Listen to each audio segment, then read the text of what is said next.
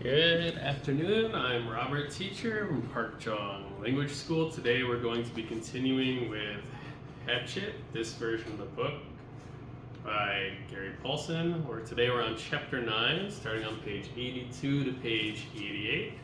So let's get into it, starting with the read-along vocabulary. Okay, so on page 82. Brian found it was a long way from sparks to fire. Clearly there had to be something for the sparks to ignite. Some kind of tinder or kindling, but what? He brought some dried grass in, tapped sparks into it, and watched them die. He tried small twigs, breaking them into little pieces. What was worse than the grass? Then he tried a combination of the two, grass and twigs. Kindling, Zhenghua, easily combustible small stick or twigs used for starting a fire. Actually, kindling is actually the medium size. Tinder is the really small size. You can use paper for tinder, straw, really small stuff. So you have tinder, kindling, fuel. To start a fire, you need to have tinder and kindling. If you don't have them, it's basically impossible. So Brian is trying to find a good tinder to light his kindling to make a fire. Okay, continuing. Nothing. He had to troubleshoot getting sparks. But the tiny bits of hot stone or metal, he couldn't tell which they were, just sputtered and died. He needed something finer, something soft and fine and fluffy to catch the bits of fire. Shredded paper would be nice, but he had no paper. So close, he said aloud. So close. He put the hatchet back in his belt and went out of the shelter, limping on his sore leg. There had to be something. Had to be. Man had made fire. There had been fire for thousands, millions of years. There had to be a way. He dug in his pockets and found the $20 bill in his wallet. Paper, worthless paper out here. But if he could get a fire going, he ripped the 20 into tiny pieces, made a pile of pieces, and hit sparks into them. Nothing happened. They just wouldn't take the sparks. But there had to be a way, some way to do it. Not 20 feet to his right, leaning out over the water, were birches, and he stood looking at them for a full half-minute before they registered in his mind. They were beautiful white with bark like clean, slightly speckled paper. Paper. This is birch tree. Okay. Gajak namu, a slender, fast-growing tree that has thin bark, often peeling like this, and bare catkins. Birch trees grow chiefly in north-temperate regions, some reaching the northern limit of tree growth. So when you see many of them, they look like this. They're kind of skinny, tall, very white trees. But when you get close, they have this peeling white bark that's like paper or papyrus. It's very good for starting fires. Okay, so birch tree. He moved to the trees. Where the bark was peeling from the trunks, it lifted in tiny tendrils, almost fluffs. Brian plucked some of them loose, rolled them in his fingers. They seemed flammable, dry, and nearly powdery. He pulled and twisted bits off the trees, packing them into one hand while he picked them with the other, picking and gathering until he had a wad close to the size of a baseball. And then he went back into the shelter and arranged the ball of birch bark peelings at the base of the black rock. As an afterthought, he threw in the remains of the $20 bill.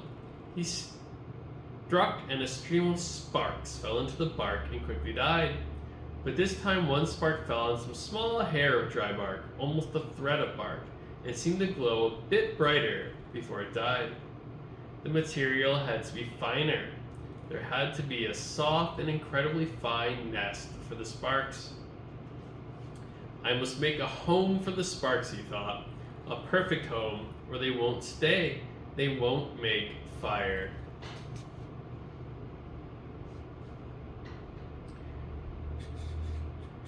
He started ripping the bark, using his fingernails at first.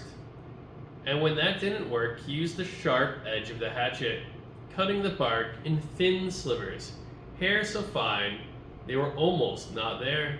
It was painstaking work, slow work, and he stayed with it for over 2 hours. Once, twice, he stopped for a handful of berries and once to go to the lake for a drink.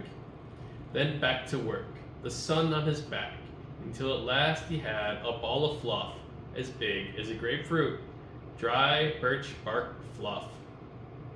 He positioned his spark nest, as he thought of it, at the base of the rock, used his thumb to make a small depression in the middle, and slammed the back of the hatchet down across the black rock. A cloud of sparks rained down, most of them missing the nest, but some, perhaps 30 or so, hit in the depression, and of those 6 or 7 found fuel and grew, smoldered and caused the bark to take on the glow. Then they went out.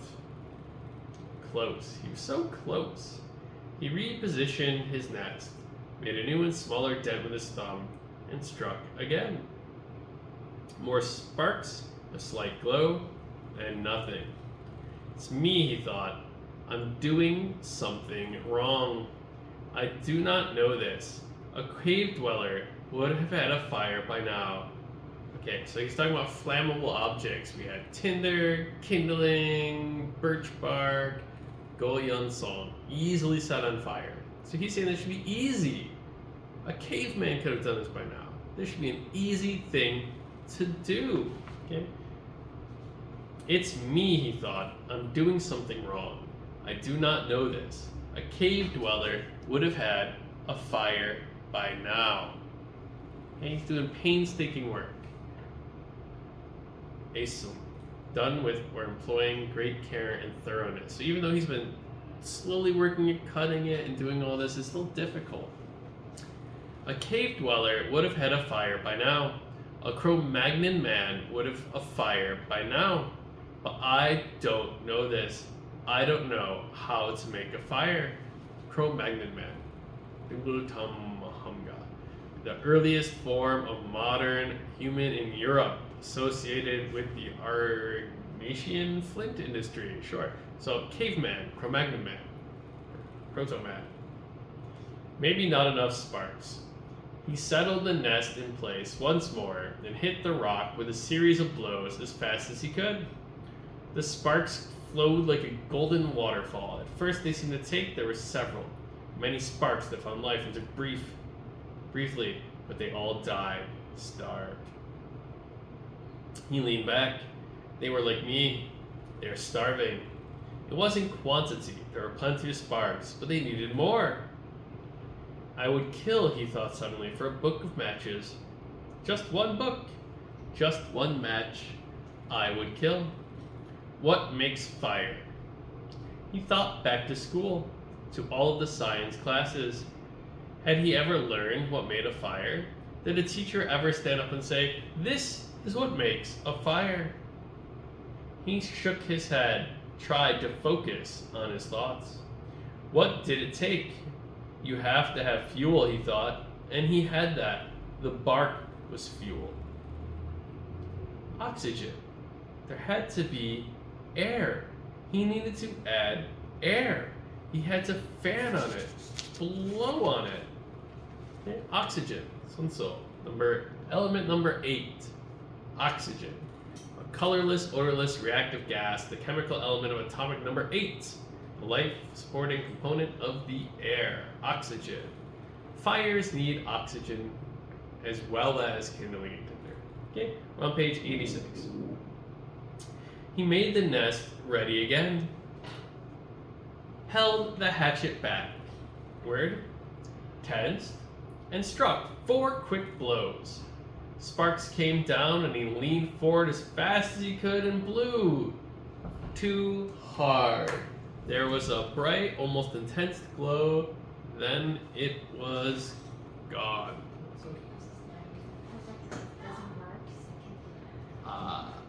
This is gonna go 10 more minutes. I'll be right back.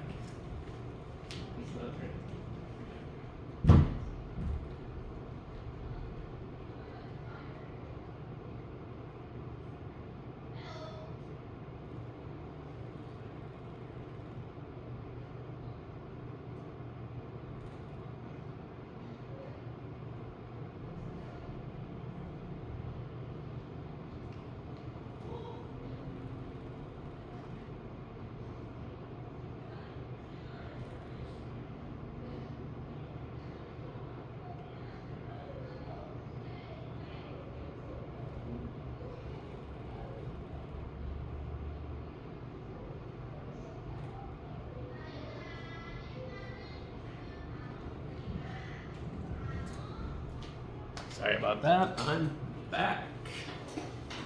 Okay, where are we? All right. The sparks grew with his gentle breath. The red glow moved from the sparks themselves into the bark, moved and grew and became worms.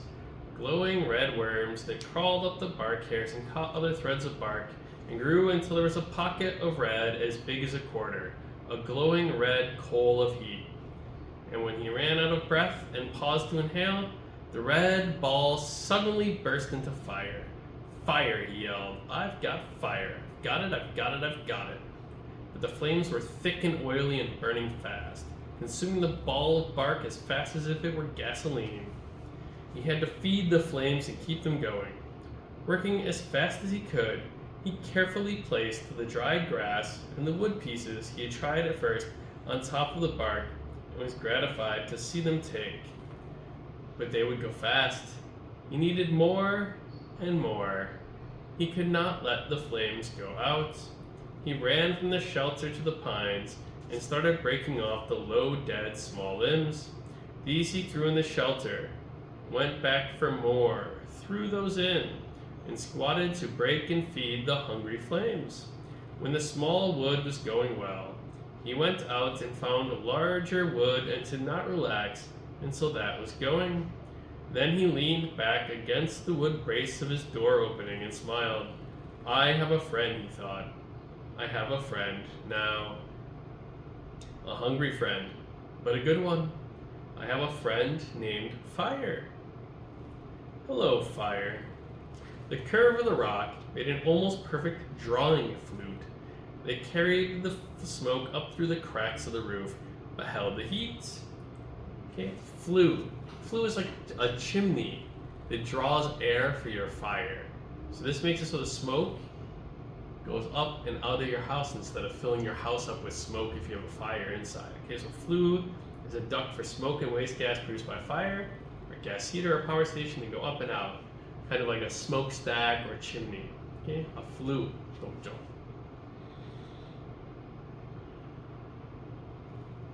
The curve of the rock made an almost perfect drawing flue. It carried the smoke up through the cracks of the roof but held the heat.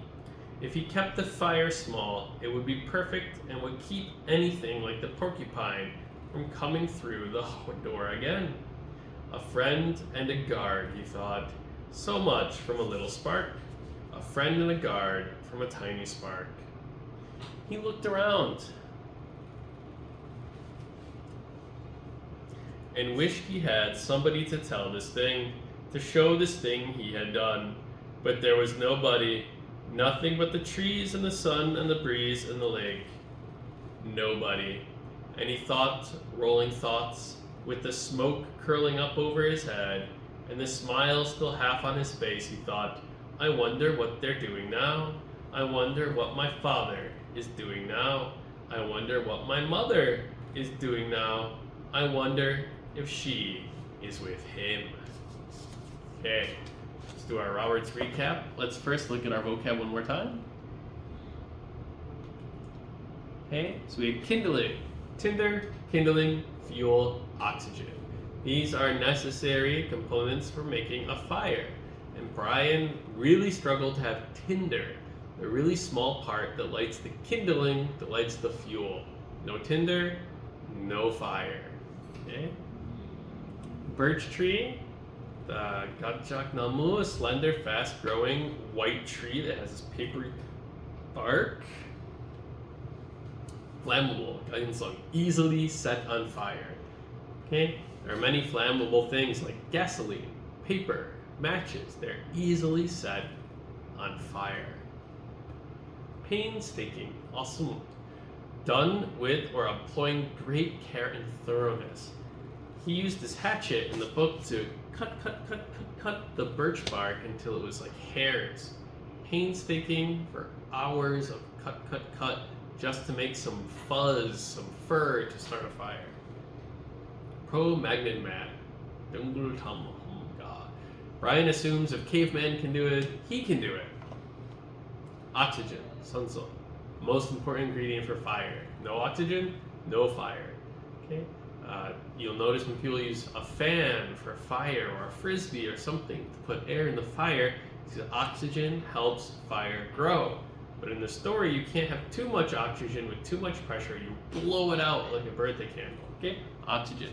Flue, kind of chimney, a duct for smoke and waste gases from a fire to come up. Okay? Brian tried to make a fire using his hatchet, and he realized it's a lot harder than he thought. After many, many tries, Brian realizes he needs oxygen to make the fire get bigger. He can add oxygen to the fire by just blowing on the sticks when the sparks land on the sticks. Brian finally got the fire to work, and it gets bigger and bigger. He feels very accomplished, and he thinks the fire is going to keep animals and mosquitoes out, a guard as well as heat. Okay. Fire is scary to many animals, and smoke keeps bugs like mosquitoes out of your campsite. So, this fire will hopefully keep him warm, maybe cook food, maybe keep bear away, maybe keep mosquitoes away. It's a very important friend and guard for Brian. Brian then realizes he's alone and he has no one to share his success with. Even though he has this great victory, no one knows. It's just him. Okay? We'll see where this goes next time. See you next time. Bye-bye.